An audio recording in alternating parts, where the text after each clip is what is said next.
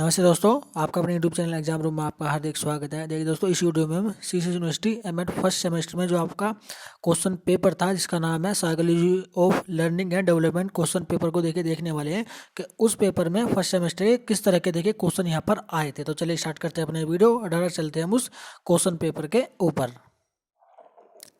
तो दोस्तों, अब हम आ गए हैं देखिए उस क्वेश्चन पेपर के ऊपर। जैसा कि देखिए आप स्क्रीन पर देख रहे होंगे, यहाँ पर देखिए साफ साफ लिखा हुआ है एमएड फर्स्ट सेमेस्टर। और एमएड मैन और बैक पेपर दोनों को लिए देखिए एक ही पेपर हुआ करता है। और पेपर का नाम देखिए यहाँ पर लगा हुआ है psychology of learning and development, जिसके बारे में देखिए हम इस वीडियो में बात करेंगे। टाइमिंग की बात करते हैं, यहाँ पर देखिए 3 घंटे का समय दिया जाता है। और इस पेपर में देखिए 80 मार्क्स का ये क्वेश्चन पेपर होता है। ये अभी सभी खंडों में यहाँ पर देखिए बांटा जाता है। तो इस पेपर में सबसे पहला खंड जो है सेक्शन यानी खंड ए या सेक्शन ए यहाँ पर पूछा गया था, जिसमें आपका अति लघु उत्तरीय यहाँ पर देखिए प्रश्न पूछे गए थे। तो खंड ए में क्या होता है कि ये टोटल देखिए आपका जो है 16 मार्क्स का होता है। जिसमें देखिए यहाँ पर लिखा हुआ है दिए गए 5 प्रश्नों में 4 प्रश्नों के उत्तर दीजिए, प्रति एक प्रश्न जो है 4 अंकों का होगा। और अधिकतम यहाँ पर देखिए 75 शब्दों में यहाँ पर आपको लघु उत्तरीय उत्तर देना है। लघु उत्तरीय प्रश्न का यहाँ पर देखिए उत्तर देना है। और आप ज़्यादा से ज़्यादा देखिए 75 शब्दों में देखिए इसका आंसर यहाँ पर देखें। तो सबसे पहला क्वेश्चन जो है देखिए आपकी स्क्रीन पर है। तो इसमें सबसे पहला क्वेश्चन देखिए यहाँ पर पूछा गया था कि एक शिक्षक के लिए शिक्षा मनोविज्ञान का ज्ञान आवश्यक है, क्यों? तो आपको इसका आंसर देना था कि एक शिक्षक के यदि आप एक शिक्षक हैं तो शिक्षा मनोविज्ञान का ज्ञान होना आपको क्यों आवश्यक है, इसके क्या बेनिफिट हो सकते हैं स्टूडेंट के लिए, तो उसके बारे में आपको लिखना था। तो यहाँ पर देखिए 75 शब्दों में देखिए आपका ये आंसर यहाँ पर देना था। तो सबसे पहला क्वेश्चन बहुत ही इंपॉर्टेंट क्वेश्चन और बहुत ही कॉमन सा क्वेश्चन है। ज़्यादातर क्वेश्चनों में देखिए जो टॉपिक है उसी से रिलेटेड ये यहाँ पर देखिए मोस्ट इंपोर्टेंट यहाँ पर देखिए पहले क्वेश्चन यहाँ पर पूछा गया था। दूसरा क्वेश्चन है कि अभिवृत्ति एवं रुचि के प्रत्ययों को परिभाषित कीजिए, यानी कि अभिवृत्ति एवं रुचि के प्रत्ययों को यहाँ पर देखिए परिभाषित करना है कि इन दोनों के में जो प्रत्यय है अभिवृत्ति और रुचि के जो में जो प्रत्यय है उसकी परिभाषा यहाँ पर आपको देनी थी। केवल अगर आप एक एक परिभाषा देंगे तो यहाँ पर आपके 4 में से 4 मार्क्स यहाँ पर आपको मिल जाएंगे। तो ये क्वेश्चन नंबर 2 था। पढ़ते हैं क्वेश्चन नंबर 3 की तरफ।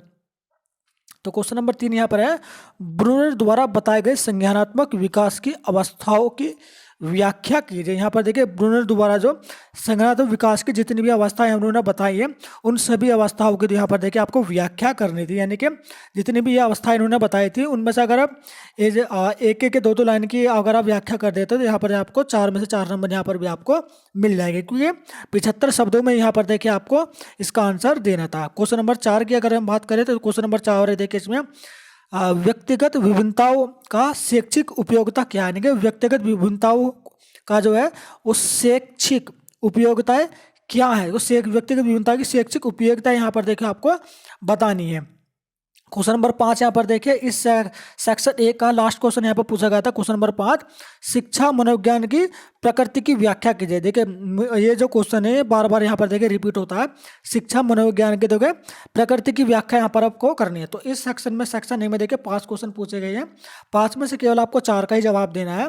और यहाँ पर देखिए ये सेक्शन आपका कंप्लीट हो जाता है। अब सेक्शन बी की तरफ यहाँ पर चलते हैं। सेक्शन बी में देखिए यहाँ पर क्या लिखा हो। सबसे पहले यहाँ पर देखिए सेक्शन बी देखिए टोटल 16 अंकों का पूछा जाता है और उसमें लिखा गया है कि निम्नलिखित में से किन्हीं 2 प्रश्नों के उत्तर दीजिए।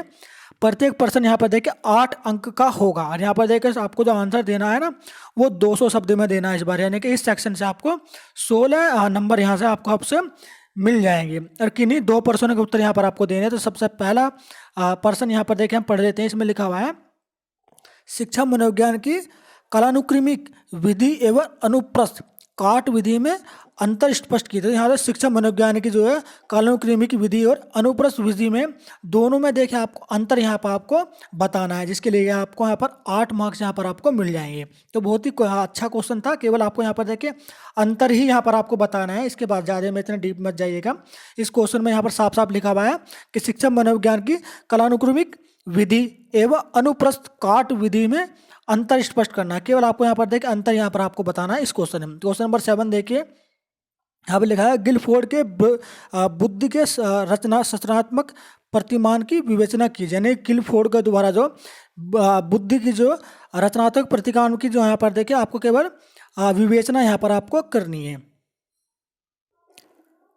तो नेक्स्ट क्वेश्चन की तरफ चलते हैं। यहाँ पे देखिए ये देखिए हमारा क्वेश्चन नंबर 8 आ गया है। देखिए इसमें देखिए आपके दो ही क्वेश्चन यहाँ पर आपको करनी थी। तो जो भी दो क्वेश्चन आपको सबसे अच्छे से आते हैं केवल उन्हीं का आपको जवाब देना है। तो यहाँ पर देखिए, एक अध्यापक के लिए व्यक्तिगत विभिन्नताओं के ज्ञान की क्या आवश्यकता है। यानी कि यदि आप एक अध्यापक हैं तो व्यक्तिगत विभिन्नताओं के ज्ञान की आपको क्या आवश्यकता है, विवेचना कीजिए। काफ़ी इंपॉर्टेंट है। आप देखिए, आप शिक्षक बनना चाह रहे हैं तो ये इस तरह के क्वेश्चन को आपको प्रैक्टिकली आपको आना भी चाहिए कि यदि आप एक अध्यापक हैं तो व्यक्तिगत विभिन्नताओं के ज्ञान की क्या आवश्यकता होती है आपके लिए, उसके बारे में यहाँ पर आपको लिखना है। तो यहाँ पर देखिए आपके इस वाले सेक्शन में यहाँ पर देखिए आपके 3 क्वेश्चन पूछे गए हैं और 3 क्वेश्चन में केवल 2 को याद है आपको आंसर देना होगा। इस सेक्शन से आपको 16 मार्क्स आराम से आपको मिल जाएंगे। सेक्शन सी की अगर हम बात करें तो सेक्शन सी में यहाँ पर देखिए आपका यहाँ पर विशिष्ट उत्तरीय प्रश्न यहाँ पर आपको दिए गए हैं। यहाँ पर आप इसमें लिखा हुआ है कि नोट में पढ़ लें, निम्नलिखित प्रश्नों में से किन्हीं 3 प्रश्नों के उत्तर दीजिए और प्रत्येक जो प्रश्न है वो 16 अंक का होगा। यानी कि टोटल यहाँ पर आपका देखिए 48 अंक यहाँ पर आपको मिलने वाले हैं। यानी कि बहुत बड़ा रोल प्ले करता है ये वाला देखिए सेक्शन, जो सेक्शन आपका सी है। तो सेक्शन सी में सबसे पहले क्वेश्चन यहाँ पर आपका देखिए दिया हुआ है शिक्षा मनोविज्ञान से रिलेटेड। तो यहाँ पर लिखा हुआ है शिक्षा मनोविज्ञान की प्रकृति एवं क्षेत्र की व्याख्या कीजिए। तो सबसे पहले इसमें तो आपको इन दोनों को देखिए यहाँ पर व्याख्या, सबसे प्रकृति क्या होती है, शिक्षा मनोविज्ञान में प्रकृति क्या होती है उसकी व्याख्या, उसके बाद शिक्षा मनोविज्ञान की क्षेत्र क्या होता है उसकी व्याख्या यहाँ पर आपको करनी है। उसके बाद मनोविज्ञान के विभिन्न विद्यालयों की विस्तार से विवेचना कीजिए। यानी कि मनोविज्ञान के अंतर्गत जितने भी देखिए विद्यालय आते हैं ना, कौन कौन सी कैटेगरी विद्यालय को बांटा गया है, उन सभी के बारे में भी आपको यहाँ पर व्याख्या करनी होगी। तो काफ़ी अच्छा और बहुत ही कॉमन सा क्वेश्चन था, इसके लिए आपको 16 मार्क्स आराम से मिल जाएंगे। वीडियो पसंद आए तो वीडियो को लाइक जरूर कर देगा दोस्तों। एमएड के सभी क्वेश्चन, एमएड फर्स्ट सेमेस्टर के सभी क्वेश्चन पेपर को हम अपने यूट्यूब चैनल एग्जाम रूम के माध्यम में सबसे एक एक करके आपको दिखाने वाले हैं। तो वीडियो को लाइक और हमारे यूट्यूब चैनल एग्जाम को सब्सक्राइब जरूर कर लीजिएगा। यहाँ पर देखिए आपका 10वां क्वेश्चन यहाँ पर देखिए आपसे क्या पूछा गया है, इसमें लिखा हुआ है संज्ञानात्मक विकास क्या है। तो सबसे पहले आपको संज्ञानात्मक विकास में क्या है और उसकी परिभाषा देनी होगी। उसके बाद जीन पियाजे के संज्ञानात्मक सिद्धांत की विस्तृत व्याख्या कीजिए। देखिए बहुत ही, मैं अब अगर बात करूँ तो मनोविज्ञान के सबसे महान और मोस्ट इम्पोर्टेंट व्यक्ति हैं प्रोफेसर जीन पियाजे। देखिए देंगे संज्ञानात्मक विकास पर इन्होंने सिद्धांत दिया था, उस सिद्धांत को भी अगर आप अच्छे से लिख देंगे ना तो मैं समझता हूँ कि आपको 16 नंबर यहाँ पर देखिए आपको पक्के हो जाएंगे। अगले क्वेश्चन की तरफ चलते हैं। यहाँ पर देखिए क्वेश्चन नंबर यहाँ पर देखिए अगला क्वेश्चन यहाँ पर देखिए आपसे पूछा गया था कि परंपरागत अनुबंध अनुक्रिया सिद्धांत को परिभाषित किए। तो सबसे पहले आपको परंपरागत अनुबंध अनुक्रिया सिद्धांत को यहाँ पर परिभाषित करना है। उसके बाद पावलोव के अधिगम सिद्धांत का कक्षा कक्ष में क्या उपयोग है। यानी कि ये मनोवैज्ञानिक हैं पावलोव, इनके सिद्धांत का तो कक्षा कक्ष में क्या उपयोग है उसकी विवेचना यहाँ पर आपको करनी है। तो यहाँ पर आपको को बहुत ही इंपॉर्टेंट क्वेश्चन था ये वाला भी। देखिए सबसे पहले यहाँ पर आपको देखिए परंपरागत अनुबंध अनुक्रिया सिद्धांत को परिभाषा करनी है। यहाँ में 2 से 3 इसकी परिभाषा लिख दीजिएगा। उसके बाद जो मनोविज्ञान है हमारे प्रोफेसर पावलोव के अधिगम सिद्धांत का कक्षा कक्ष में क्या उपयोग है, हम किस तरह से उनका उपयोग कर सकते हैं जो उन्होंने अधिगम के सिद्धांत दिए हैं अपने कक्षा कक्ष में, तो उसमें आपको भरना है और उसके में यहाँ पर आपको 16 मार्क्स आराम से आपको मिल जाएंगे। अगले क्वेश्चन की बात करें तो क्वेश्चन नंबर देखिए अधिगम शैलियों को परिभाषित कीजिए। तो अधिगम की जितनी भी शैली है उनको परिभाषित करना है। 2 से 3 या 3 से 4 यहाँ पर आप कम से कम देखिए आपको 2 और ज़्यादा से 4 यहाँ पर परिभाषा आपको देनी होती है। इसमें आगे लिखा है विभिन्न अधिगम शैलियों की व्याख्या कीजिए। यानी कि जितनी भी अधिगम शैलियाँ हैं उन सभी की आपको व्याख्या यहाँ पर आपको करनी पड़ेगी।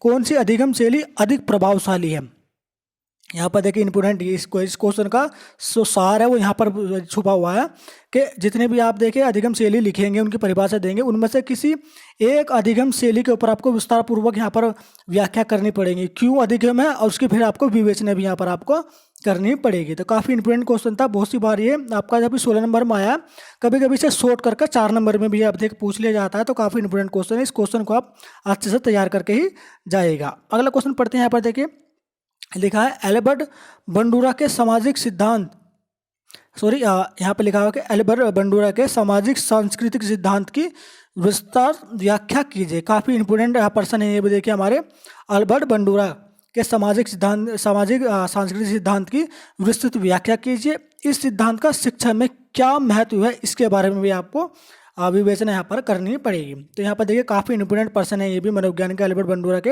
और जो ये इन्होंने सिद्धांत दिया था सामाजिक सांस्कृतिक सिद्धांत, मोस्ट इंपोर्टेंट क्वेश्चन है। यहाँ पर देखिए आपको 16 नंबर में पूछा गया, कभी कभी यहाँ पर आपको 4 नंबर में यहाँ पर आपको पूछ लिया जाता है।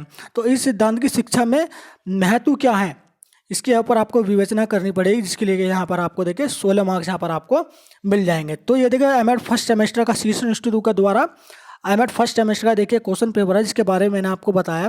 काफ़ी इंपॉर्टेंट आप पेपर है। यदि आप इस पेपर के अकॉर्डिंग यहाँ पर आपको तैयारी करके जाते हैं तो आप 80 में से 80 जितने भी क्वेश्चन थे इसमें देखिए आप उन्हें अच्छे से सोल्व कर सकते हो, प्लस बटे में से बटे नंबर यहाँ पर देखिए आप ला सकते हैं। काफ़ी अच्छा पेपर था। इसका लेवल भी देखिए ज़्यादा हार्ड नहीं था, केवल इजी लेवल का यहाँ पर देखिए आपका पेपर पूछा जाता है। यदि आप इस पेपर से रिलेटेड भी अपनी पेपर की तैयारी कर लेते हैं तो आप सारे क्वेश्चन जो है इजीली यहाँ पर कर लेंगे। तो ये देखिए आपका एमएड का देखिए हमने ये पेपर आपको बताया है। इस एमएड में देखिए जितने भी पेपर होते हैं फर्स्ट सेमेस्टर के, उन सभी को हम अपने यूट्यूब चैनल के माध्यम से आपको पढ़ाने वाले हैं।